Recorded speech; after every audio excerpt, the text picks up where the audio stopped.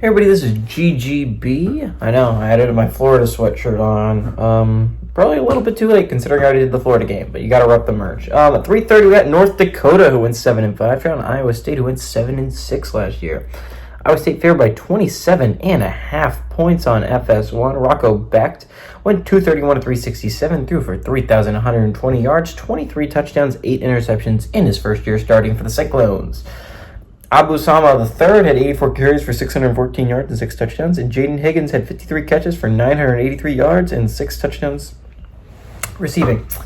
So I think what's going to be really interesting in this game is Iowa State, a lot of people forget this, but near the end of the year, like in the last 2 weeks, they were one of about 4 teams that were still competing for a Big 12, chance to play for a Big 12 title.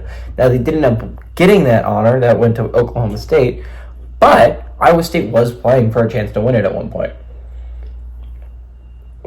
And so a lot of people are going to forget that, but this was because you look at their record and it wasn't that great of a record to think they were competing for a Big 12 title spot, but they actually were. So they weren't that far off last year, and Texas and Oklahoma left. So, I mean, if those two teams weren't in the conference last year, Iowa State would have been playing for a Big 12 title, which is just keep that in mind, how crazy that is that this team's being forgotten about this year.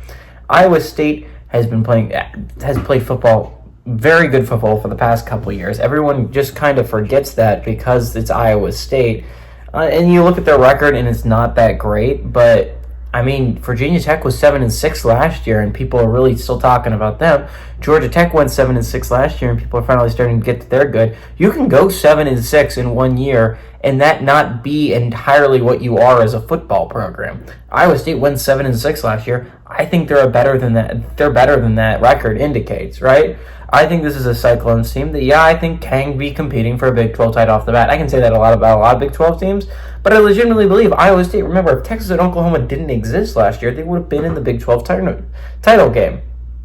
It's a good Iowa State team. Everyone's talking about Kansas and Kansas State. It would have been Iowa State if Texas and Oklahoma didn't exist last year. Now, to be fair, throwing Utah and Arizona into the mix is not going to make things easier. Those are two very good football teams, and we're going to get into Arizona a little bit later, but this is a good Iowa State team. I think this is an Iowa State team that very much has a chance of doing big things this year.